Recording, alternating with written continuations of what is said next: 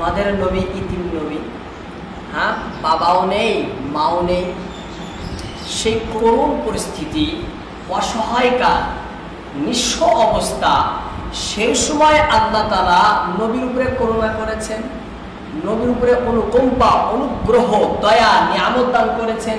হ্যাঁ, নবীকে অসংখ্য নিয়ামত দিয়ে নবীকে ধন্য করেছেন।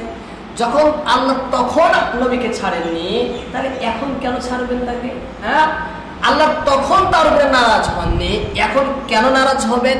হ্যাঁ, নারাজ হবেন তো দূরের কথা, আল্লাহ তাআলা তখন থেকে নিয়ে আজ পর্যন্ত নবীকে অসংখ্য নিয়ামত অবদান দিয়েই আসছেন। হ্যাঁ, অনবরত নবীর প্রতি আল্লাহ তাআলা করুণা করেই আসছেন। তাহলে আল্লাহ কেন নবীকে ছেড়ে দিবেন? অসংখ্য নিয়ামত করেছেন, অসংখ্য নিয়ামত দান করেছেন।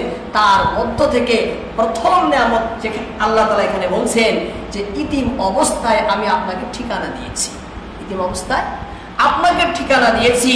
দ্বিতীয় অবস্থার কথা, দ্বিতীয় নিয়ামতের কথা এই সূরার ৭ নম্বর আয়াতে আল্লাহ তাআলা বলেন, ওয়াওয়াজাদাকা যাল্লান ফাহাদা, আপনার পালনকর্তা আপনাকে পেলেন পথ সম্পর্কে অনবহিত অবস্থায়, অতঃপর তিনি পথের নির্দেশ দিলেন। ওয়াওয়াজাদাকা যাল্লান ফাহাদা, আপনার প্রতিপালক কি আপনাকে এমন অবস্থায় পাননি যে আপনি সঠিক পথের সন্ধান করছিলেন, আপনি সঠিক পথের সন্ধান করতেছিলেন, আর তিনি আপনাকে সঠিক পথের দিশা দেখিয়ে দেন। এই আয়াতের তাফসীরে হ্যাঁ অনেক কিতাবের ভিতরে অনেক কিছু লিখেছে। আমি অর্থ করেছি, তাফসীরের আরবিতে করেছে, উর্দুতে করেছেন, বাংলা অনুবাদ করেছি অনবহিত, অনবহিত যে ওয়াজাদাকা যাল্লান ফাহাদা, আপনার পালনকর্তা আপনাকে পেলেন এমন অবস্থায় যে আপনি ছিলেন অনবহিত, আপনি ছিলেন অনবহিত। অতঃপর আল্লাহ তাআলা আপনাকে পথের নির্দেশ দেন, পথের নির্দেশ দেন, রাস্তা দেখিয়ে দেন। হযরত আবু হাইয়ান তাফসীর বাহরে মুহিতের ভিতরে লেখেন, লা ইউমকিনু হামলুহু আলা যালালিল্লাযী ইউকাবিলুহুল হুদা লিআন্নাল আম্বিয়া মাসুমুনা মিন যালিক। ইমাম আবু হাইয়ান রাহিমাহুল্লাহ বলেন যে লা ইউমকিনু, অসম্ভব, সম্ভব না, হামলুহু আলা যালালিল্লাযী ইউকাবিলুহুল হুদা, এখানে জালাল শব্দটির অর্থ সেই জালাল দ্বারা করা যার বিপরীত শব্দ হলো হুদা, হিদায়াত, যার বিপরীত শব্দ হলো হিদায়াত। কেন? লিআন্নাল আম্বিয়া মাসুমুনা মিন যালিক, এর কারণ হলো সমস্ত নবীরা এই অর্থ থেকে পবিত্র, মাসুম, নিষ্পাপ। হ্যাঁ, আবু হাইয়ান বলেন যে এখানে জালাল শব্দটি যে এসেছে, এখানে জালাল দ্বারা সেই জালালের অর্থ করা যাবে না যার বিপরীত শব্দ আসে হুদা, হেদায়েত। হেদায়েতের বিপরীত শব্দ জালাল, হ্যাঁ, জালালাত, গুমরাহি, সেই অর্থ এখানে করা যাবে না।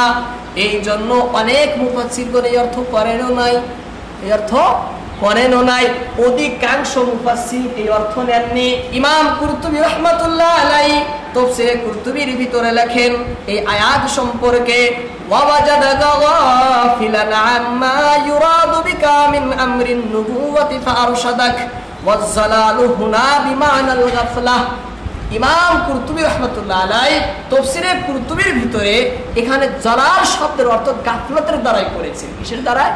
গাফলত, উদাসীনতার দ্বারাই, উদাসীন, অনবিহিতের দ্বারায়।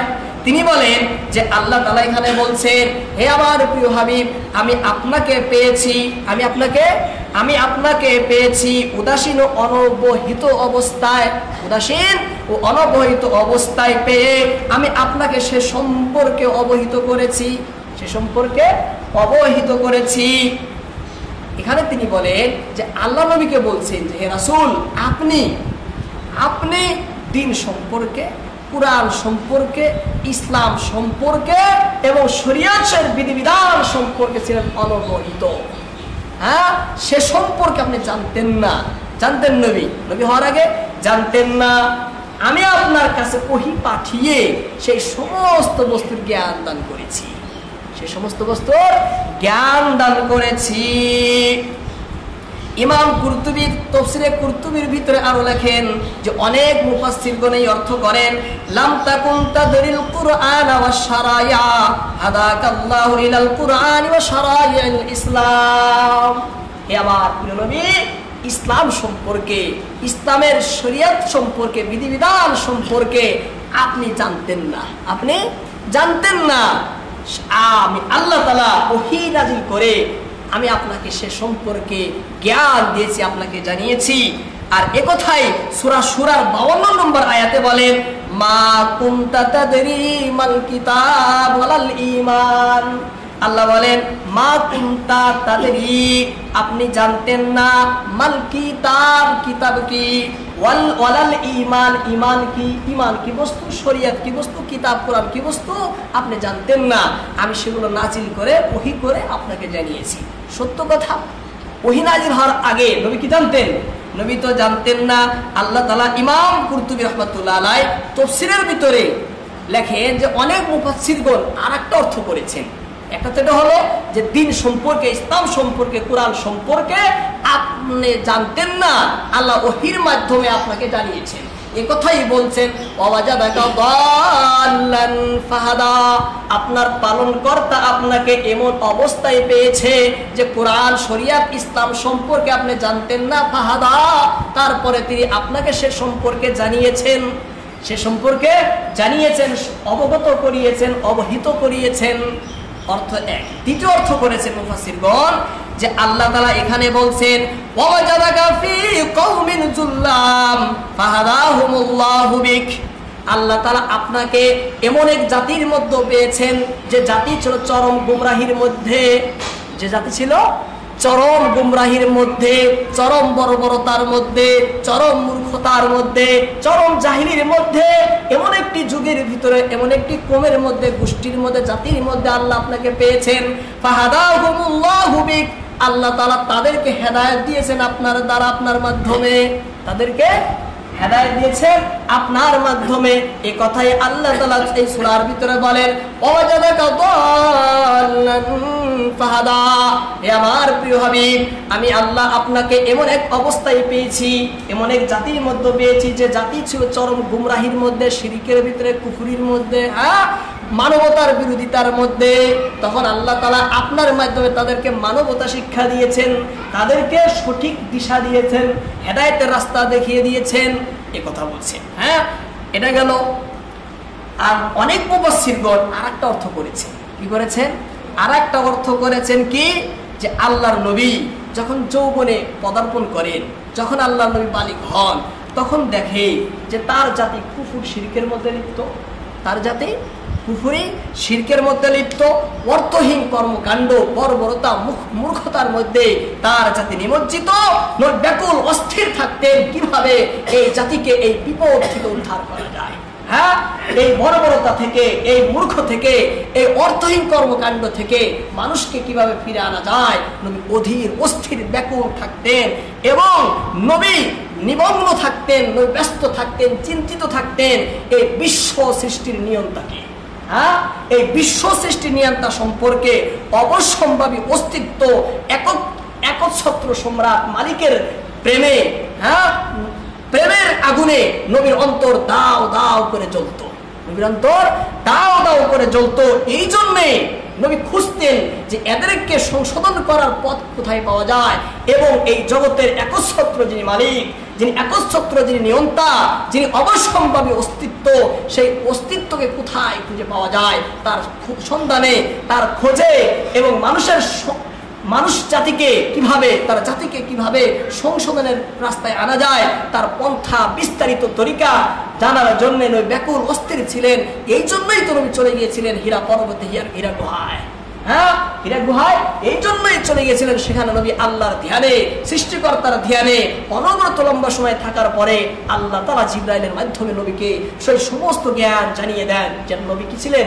অপেক্ষায় ছিলেন, যার জন্য নবী আশা ছিলেন, আশাবাদী ছিলেন, যার অপেক্ষায়, ইন্তজারে, প্রতীক্ষায় নবী ছিলেন, সেই সমস্ত বস্তু আল্লাহর ওহীর মাধ্যমে জানিয়ে দেন। এই কথাই আল্লাহ তাআলা বলছেন ওয়াজাদাকা দাল্লান ফাহাদা, হে আমার প্রিয় রাসূল, আপনি তো ছিলেন আমি আল্লাহর বা আপনার প্রেমাস্পদের প্রেম আকর্ষিত এবং মহান স্রষ্টার প্রেমে গভীর বিভোর গভীর নিমজ্জিত, অতঃপর আপনার মালিক তার নিবিড় সান্নিধ্যে উপস্থিত হওয়ার পথ আপনাকে দেখিয়ে দেন। হ্যাঁ, আল্লাহর মারিফত অর্জনের, আল্লাহর কাছে পৌঁছার রাস্তা আপনি তালাশ করতেছিলেন, তারপরে আল্লাহ আপনাকে সে রাস্তা দেখিয়ে দেন। হ্যাঁ, হে আমার প্রিয় হাবিব, আপনি তো ছিলেন জাতির সংসদের জন্য ব্যাকুল অধীর অস্থির, ফলে আল্লাহ তাআলা আপনাকে সংশোধনের বিস্তারিত পথ ও পদ্ধতি বলে দেন, তারপরে হাদা বিস্তারিত রাস্তা পথ আপনাকে দিয়ে দেন। আপনি চাইছিলেন জাতির সংশোধন কিভাবে হয়, সেটাই তো কোরআন, সেটাই কি কোরআন, সেটাই শরিয়াত।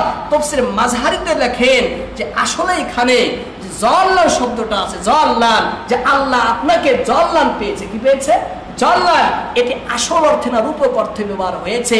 যখন একজন মানুষ কার প্রেমে পড়ে যায়, তার প্রেমে আকর্ষণ হয়, তখন এক পর্যায়ে সে দিশেহারা হয়। কি হয়? দিশেহারা হয়। তাকে বলা হয় ভাষায় মাজজুব বলা হয়। কি বলা হয়? মাজজুব বলা হয়। সে দিশেহারা হয়। আল্লাহ তাআলা বলছেন নবীকে, হে নবী, আপনি তো আমার প্রেমে দিশেহারা ছিলেন, আপনি তো আমার প্রেমে, আমার ভালোবাসায় আপনার অন্তর ছিন্ন ছিন্ন ছিল, আপনি তো আমার প্রেম সাগরে ঢেউ খেলতেছিল আপনার অন্তরে। এমন অবস্থায় আপনি খুঁজতেছিলেন একছত্র সত্তাকে। তখন আমি আপনার এই প্রবণতার কারণে, এই আগ্রহের কারণে, আপনার এই সন্ধান জারি রাখার কারণে আমি আপনাকে আমার পরিচয় দিয়ে দেই, আমার মারিফত দিয়ে দেই, আমি আমার সান্নিধ্য, আমি আমার সামীপ্য, আমি আমার ভালোবাসা আপনাকে দান করি। আর সেদিকের রাস্তা আমি আপনাকে দেখিয়ে দেই, সেদিকের রাস্তা আমি দেখিয়ে দেই। আর শুধু দেখিয়ে দেই না, আমি আপনাকে এত উচ্চ স্তরে নিয়ে যাই, আমি আপনাকে এত উচ্চ স্তরে নিয়ে যাই। ফাকানা কাবা কাউসাইনি আও আদনা, ফাকানা কাবা কাউসাইনি আও আদনা, আপনাকে সেই মান দান করি যে মান জগতে কোনো সৃষ্টিকে দেওয়া হয়নি, যে মান জগতে কোনো সৃষ্টিকেও দেওয়া হয়নি।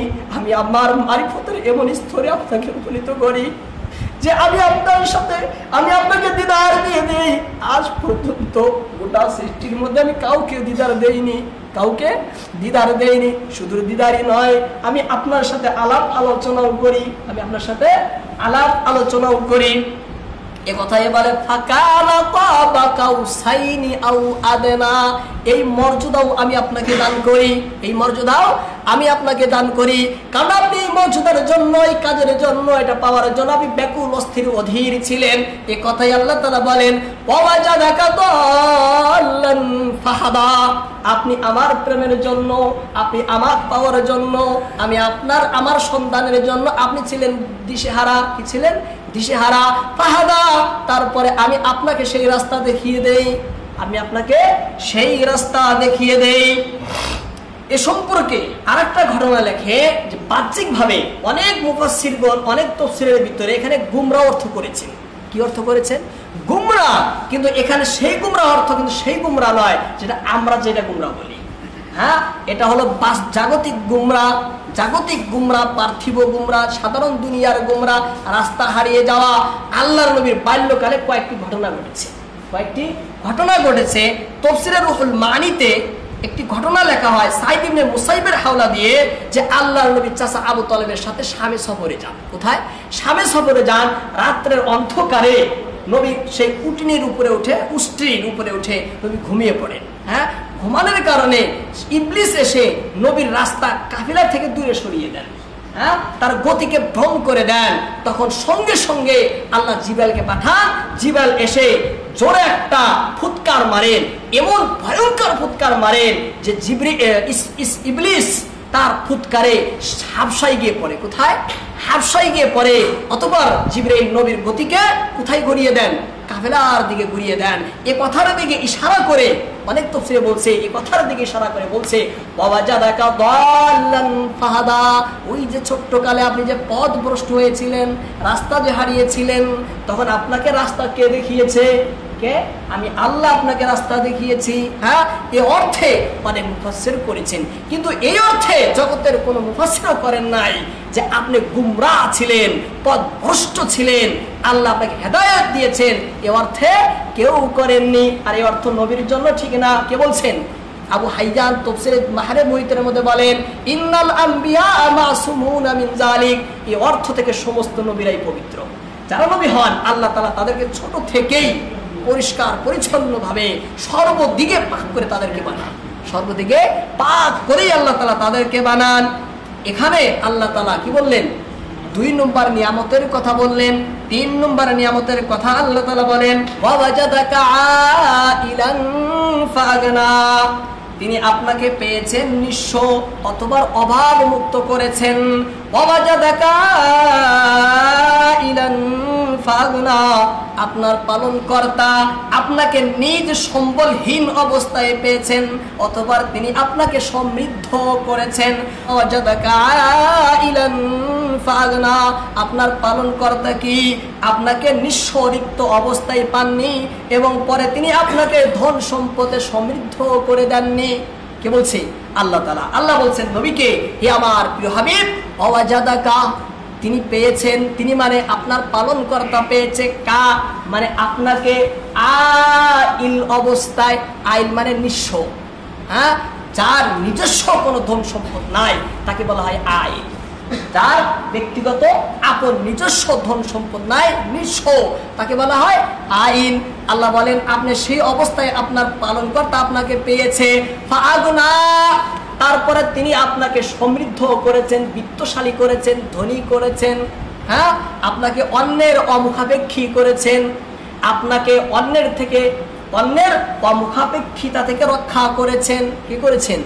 আল্লাহ তাআলা তাফসীরে মাযহারিতে বলেন, আল্লাহ তাআলা এখানে তার প্রিয় হাবিবকে বলছেন, হে আমার প্রিয় হাবিব, খাদিজাতুল কুবরার সম্পদ ও যুদ্ধলব্ধ সামগ্রী সম্পদের দ্বারা আমি আপনাকে করেছি বিত্তশালী, আমি আপনাকে করেছি বিত্তশালী, যাতে আপনার প্রয়োজন পূরণ হয় এবং দূর হয় আপনার নিঃস্বতা, দূর হয়ে যায় আপনার নিঃস্বতা। আল্লাহর নবী যখন বালিগ হলেন, হ্যাঁ, বালিগ হওয়ার আগে নবী তেজারত করতেন। কি করতেন? তেজারত করতেন। নবী হওয়ার পরে কিন্তু নবী তেজারত করেননি। নবী হওয়ার পরে তেজারত করেননি। নবীর তেজারত ব্যবসা বাণিজ্য ছিল নবী হওয়ার আগে। যখন নবী হলেন, খাদিজা প্রস্তাব দিলেন বিবাহের জন্য, নবী গ্রহণ করলেন, হ্যাঁ, খাদিজার সাথে নবীর সাথে যখন বিবাহ কাজ সম্পন্ন হয়, খাদিজা আরবের ভিতরে সব থেকে ধরা ধনী ব্যক্তি ছিলেন, সব থেকে মালদার ব্যক্তি কি ছিল? খাদিজাতুল কুবরা। আল্লাহর নবীর কাছে, আল্লাহর নবীর দরবারে নবীর জন্য সমস্ত মাল তিনি উৎসর্গ করে দেন, সমস্ত মাল নবীকে দিয়ে দেন। আল্লাহ বলেন আপনি নিঃস্ব ছিলেন, আমি এই খাদিজাতুল কুবরার সম্পদের দ্বারাই আমি আপনাকে বিত্তশালী করিনি, হ্যাঁ, আমি আপনার অভাব দূর করে দেইনি, যেটা আপনার মুখাপেক্ষিত্ব সেটাকে আমি শেষ করে দেইনি, অবশ্যই শেষ করেছি। এবং যুদ্ধলব্ধ যেগুলো সম্পদ আসে, হ্যাঁ, মালে গনিমত, সেই মালে গনিমতের দ্বারাও আমি আপনার অভাবকে কি করেছি? দূর করেছি। এ কথাই বলেন, ওয়াজাদাকা ইলান ফাগনা, আপনি ছিলেন নিঃস্ব, এমন অবস্থায় পেয়ে আপনার পালনকর্তা আপনাকে মালদার বানিয়েছেন। হ্যাঁ, কি বানিয়েছেন? মালদার বানিয়েছেন। আল্লাহ তাআলা এখানে 3টি নিয়ামতের কথা উল্লেখ করে নবীকে 3টি আদেশ করতেছেন। কয়টি? 3টি নিয়ামতের কথা বলছেন। এবার তার পরের আয়াতে নবীকে 3টি আদেশ করছেন। একটা আদেশ, হে নবী, আপনি তো ইতিম ছিলেন। কি ছিলেন? ইতিম ছিলেন। ইতিমের দুঃখ দরদ আপনি জানেন, ইতিমের ব্যথা ভালো করেই আপনি বুঝেন। এই জন্য ফাম্মাল ইয়াতীমা ফালা তাকহার, যে ব্যক্তি ইতিম আপনি তার প্রতি কঠোরতা প্রদর্শন করবেন না, তার প্রতি কঠোরতা প্রদর্শন করবেন না। ফাম্মাল ইয়াতীমা ফালা তাকহার, সুতরাং আপনি ইতিমের প্রতি কঠোর হবেন না। ফাম্মাল ইয়াতীমা ফালা তাকহার, আপনি ইতিমের উপরে জুলুম অত্যাচার করবেন না। কি বলেন আল্লাহ তাআলা? নবী আপনি তো ইতিম ছিলেন, ইতিমের দুঃখ দরদ আপনি জানেন, সেই জন্য ইতিমকে আপনি কি দিবেন না? দুঃখ কষ্ট দিবেন না। তার ধন সম্পদ, হ্যাঁ, জবরদস্তি ভাবে নিজের অধীনে নিয়ে নিবেন না, তার উপরে অন্যায় জুলুম অত্যাচার আপনি করবেন না। তাফসীরে মাযহারিতে বলেন কাজী সানাউল্লাহ পানিপতি রহমাতুল্লাহ আলাইহি, যে আল্লাহর নবী এরকম আচরণ করবে অসম্ভব। হ্যাঁ, নবী এরকম আচরণ করবেন? কশিন কালেও নবী এরকম আচরণ করতে পারেন না। তাহলে আল্লাহর নবীর মাধ্যমে আল্লাহ তাআলা গোটা সৃষ্টির মানুষকে নির্দেশ দিলেন, হে বিশ্বের লোকেরা, হে বিশ্বের মানুষেরা, ইতিমের সাথে তোমরা কঠোর ব্যবহার করিও না, ইতিমের সাথে তোমরা জুলুম অত্যাচার করিও না। নবীর মাধ্যমে আদেশটা দিয়েছেন কাকে? হ্যাঁ, সার্বজনীন ভাবে গোটা সৃষ্টির মানুষকে। তাফসীরে সালাবিতে ইমাম সালামি রাহমাতুল্লাহি আলাইহি হযরত উমর ইবনুল খাত্তাব রাদিয়াল্লাহু তাআলা আনহুর বর্ণিত একটি হাদিস উল্লেখ করেন, যেখানে রাসূলুল্লাহ সাল্লাল্লাহু আলাইহি সাল্লাম বলেন, ইন্নাল ইয়াতীমা ইযা বাকা, যখন কোন ইতিম শিশু কাঁদে, ইহতাজ্জালি বুকাইহি আরশুর রহমান, তার কাঁদনে আল্লাহর আরশ প্রকম্পিত হয়ে যায়, তার কাঁদনে, তার ক্রন্দনে আল্লাহর আরশ হেলে যায়। ফায়াকুলুল্লাহু সুবহানাহু ওয়া তাআলা লিমালাইকাতিহি, ইয়া মালাইকাতিহি, আল্লাহ তাআলা তার ফেরেশতাদেরকে ডেকে ডেকে বলেন, ইয়া মালাইকাতি, হে আমার সমস্ত ফেরেশতারা শুনো, মান আবকা হাযাল ইয়াতীম আল্লাযী গায়্যাবা আবাহু ফিত তুরাব, কে এতিম শিশুকে কাঁদালো যে তার আপন বাবাকে কবরের ভিতরে দাফন করেছে? হ্যাঁ, এই ইতিম শিশুকে কে কাঁদালো যে ইতিম শিশু তার বাবাকে কবরের মধ্যে দাফন করেছে? ফায়াকুলুল মালাইকাতু রব্বানা আনতা আলাম, ফেরেশতারা জবাব দেন, হে আমার পালনকর্তা, এ সম্পর্কে আপনিই তো ভালো জানেন। ফায়াকুলুল্লাহু তাআলা, এবার আল্লাহ তাআলা বলেন, ইয়া মালাইকাতি ফাইন্নী আশহাদুকুম, হে আমার সমস্ত ফেরেশতারা, এবার তোমরা সকলে সাক্ষী থাকো, তোমরা সকলে সাক্ষী থাকো, আমি তোমাদেরকে সাক্ষী বানাচ্ছি, আন্না লিমান আসকাতাহু ওয়া আরদাহ, যে ব্যক্তি এই এতিম শিশুর কান্না থামাবে এবং যে ব্যক্তি তাকে খুশি করবে, যে ব্যক্তি এই শিশুকে শান্ত করবে, তার কান্নাকে থামাবে, আন্না উরদিয়াহু ইয়াউমাল কিয়ামা, আমি আল্লাহ ওয়াদা করতেছি কঠিন কিয়ামতে এই বান্দাকে আমি খুশি করব, কঠিন কিয়ামতে এই বান্দাকে আমি খুশি করব। ফাকানা উমর রাদিয়াল্লাহু তাআলা আনহু ইযা রাআ ইয়াতীমান মাসা রাসাহু ওয়া আতাহু শাইআ, এই জন্য হযরত ওমর রাদিয়াল্লাহু তাআলা যখন কোন শিশুকে দেখতেন তার মাথায় মমতার হাত বুলাতেন, ওয়া আতাহু শাইআ, এবং তাকে কিছু না কিছু দিয়ে দিতেন, তাকে কিছু না কিছু দিয়ে দিতেন। তো শিশুদেরকে অন্যায় অত্যাচার জুলুম তাদের উপরে করা যায় না, এই কথাটা আল্লাহ তাআলা এখানে বলেছেন। এর উদ্দেশ্য হলো এটাই যে, হে আমার নবী, আপনি ইতিমের সম্পদ মাল জবরদস্তি ভাবে নিজের অধিকারভুক্ত করে নেবেন না, নিজের অধিকারভুক্ত করে নেবেন না, কারণ আপনি তো ইতিম ছিলেন, আপনি জানেন। দ্বিতীয় নির্দেশটি আল্লাহ তাআলা নবীকে করেছেন, হে আমার প্রিয় হাবিব, আপনি তো এক সময় এমন ছিলেন, সাইল ছিলেন, প্রার্থী ছিলেন, আপনি তো আমার কাছে চাইছিলেন, আপনি তো আমার কাছে চাইছিলেন, আপনি তো আমার কাছে কাঁদছিলেন, আপনি তো আমার কাছে প্রার্থনা করছিলেন, এক সময় আপনিও অভাবী ছিলেন, নিঃস্ব ছিলেন, আপনার কোনো কিছুই ছিল না। এজন্য এজন্য আপনি কোনো প্রার্থীকে ভরসনা করবেন না, ভর্ৎসনা করবেন না, তাড়িয়ে দিবেন না কোনো সাইলকে। যদি সওয়ালকারী কোনো বস্তু চায় তাদেরকে দাবড়িয়ে আপনি দিবেন না। ওয়া আম্মা সাইলা ফালা তানহার, সাইল মানে প্রার্থী, যে চায়, সওয়াল করে, হ্যাঁ, এই সাইলকে, প্রার্থীকে আপনি কি দেন না, তাড়িয়ে দেন না, দাবড়িয়ে দেন না, তাদেরকে ভর্ৎসনা আপনি করেন না। কেন? তাফসীরের ভিতরে লেখে এখানে আর্থিক, অর্থগত এবং জ্ঞানগত, হ্যাঁ, সাইল দুই প্রকারের, অর্থ যদি চায় না জ্ঞান যদি চায়, অর্থগত সাইল বা জ্ঞানগত সাইল, যে অর্থ চায়, টাকা সম্পদ চায়, আবার কেউ যদি জ্ঞানের চায়, আপনার কাছে শরীয়তের ইসলামের কোনো জ্ঞান জানতে চায়, আপনি তাদেরকে তাড়িয়ে দিয়েন না, তাদেরকে দিয়ে দিয়েন। হ্যাঁ, ওয়া আম্মা সাইলা ফালা তানহার, আর প্রিয় হাবিব, আমি আপনাকে জগতেও অসংখ্য নিয়ামত দিয়েছি, আখিরাতেও অসংখ্য আমি আপনাকে নিয়ামত দিয়েছি, জগতেও দিয়েছি অসংখ্য নিয়ামত, এবং আপনাকে আমি আখিরাতেও অসংখ্য নিয়ামত আমি দিয়েছি। এই জন্য ওয়া আম্মা বিনিআমাতি রাব্বিকা ফাহাদ্দিস, ওয়া আম্মা বিনিআমাতি রাব্বিকা ফাহাদ্দিস, এই জন্য আপনি আল্লাহর দেওয়া নিয়ামত, এই জন্য আল্লাহর দেওয়া নিয়ামত, আপনার পালনকর্তার নিয়ামতের কথাই আপনি প্রকাশ করুন, আপনার পালনকর্তার দেওয়া নিয়ামতের কথা আপনি ব্যক্ত করুন। ওয়া আম্মা বিনিআমাতি রাব্বিক, বিনিআমাতি রাব্বিক, আপনার রবের নিয়ামত গুলো, আপনার রবের নিয়ামত কি করেন? তার চর্চা করেন, ফাহাদ্দিস, বর্ণনা করেন, চর্চা করেন, আলোচনা করেন, প্রকাশ করেন, প্রচার করেন, প্রকাশ করেন, প্রচার করেন। তাফসীর ইবনুল জাওজির ভিতরে ইমাম ইবনুল জাওজি রাহমাতুল্লাহ আলাইহি নিয়ামত সম্পর্কে 3টি উক্তি উল্লেখ করেন। তিনি বলেন আহাদুহা আন-নুবুওয়া, এখানে নিয়ামত বলতে নবুয়তকে বোঝানো হয়েছে। কি বোঝানো হয়েছে? নবুয়তকে। হে আল্লাহ রাসূল, আপনাকে যে আল্লাহ নবী বানাইছেন, রাসূল বানাইছেন, এই যে নবুয়ত রিসালত দিয়েছেন, এই রিসালতের কাজ আপনি করেন, তার প্রচার প্রসার আপনি করেন, তার প্রকাশ প্রসার আপনি করেন, এটা বলা হয়েছে। দ্বিতীয় অর্থ হলো ওয়াসানি আল কুরআন, নিয়ামত মানে কুরআন, আপনাকে যে আল্লাহ কুরআন দান করেছে, এই কুরআনটা প্রকাশ করেন, তা ব্যাখ্যা করেন, খুলে খুলে মানুষকে বুঝান, মানুষকে বলেন।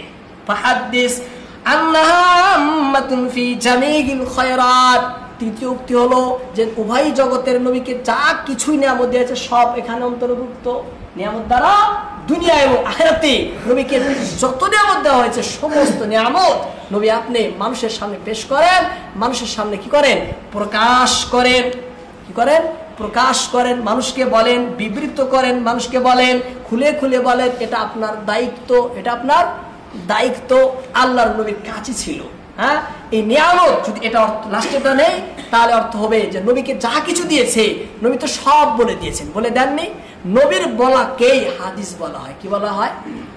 হাদিস বলা হয়। তাফসীরের ভিতরে লেখেন যে ফাহাদ্দিস, মানে হা দাল সা, মূল ধাতু হলো হা, হাজ, হা সা, হা দাল সা, এই মূল ধাতু থেকেই হাদিস শব্দটি নেওয়া হয়েছে। কি নেওয়া হয়েছে?